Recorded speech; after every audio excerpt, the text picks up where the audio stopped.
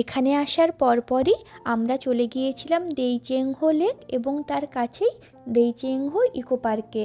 আর এই দুটোই সাউথ কোরিয়ার দেজোন শহরে অবস্থিত।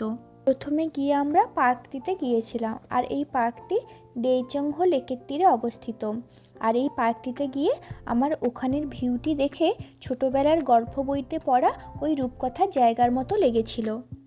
দেখতে পাবেন পার্কটিতে একটি বায়ুকল বা উইন্ডমিল রয়েছে, যা ছিল বেশ আকর্ষণীয়। আমরা খুব ঠান্ডার সময় গিয়েছিলাম, তাই তো দেখতে পাবেন এখানে জলগুলি বেশ বরফ হয়ে গিয়েছে। এখন সময় কাটানোর পর আমরা চলে গিয়েছিলাম আমাদের মূল গন্তব্য দেইচেংহো লেকে, যা খুব বেশি দূরে ছিল না, ওই পায়ে হেঁটে 5-7 মিনিট মতো হবে। জানেন তো, এই লেকটি দক্ষিণ কোরিয়ার তৃতীয় বৃহত্তম লেক। এটি প্রায় 1975 থেকে 1980 সালের মধ্যে নির্মিত হয়েছিল এবং এর আয়তন প্রায় 72.8 বর্গ কিমি মতো।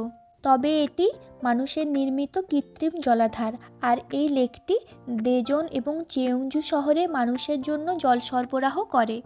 লেকটির চারপাশে পাহাড় দিয়ে এত সুন্দরভাবে ঘেরা, যা দেখে মনে হচ্ছিল তুলি দিয়ে হাতে আঁকা কোনো ছবি হবে। আর এই লেকটির চারপাশে 200 থেকে 300 মিটার পাহাড়ি যে রাস্তাগুলো রয়েছে না, তা এখানে ড্রাইভিংয়ের জন্য বেশ পরিচিতি রয়েছে। আর ওই দিন ওখানে একটি বয়স্ক কোরিয়ান কাপলের সঙ্গে পরিচয় হয়েছিল। ওনারা না খুব ফ্রেন্ডলি ছিলেন। ওনারা আমাদের কাছে এসে জানতে চাইলেন আমরা কোন দেশ থেকে এসেছি, কিছু কথাবার্তা বললেন এবং তারপরে নিজে থেকেই আমাদের ছবি তুলে দিয়েছিলেন, যা আমাদের বেশ ভালো লেগেছিল। তবে আমরা তো খুব শীতের সময় গিয়েছিলাম, তাই গাছগুলিতে তেমন পাতা এবং ফুল ছিল না। তবে শুনেছি বসন্তকালে এখানে গাছগুলিতে পাতা এবং ফুল বেশ সুন্দরভাবে ভরে ওঠে। আর হেমন্তকালে যখন পাতা ঝরার সময় হয়, তখন আরেক অপরূপ সুন্দর দৃশ্য এখানে দেখা যায়। চেষ্টা করব ওই সময় আরেকবার যাওয়ার।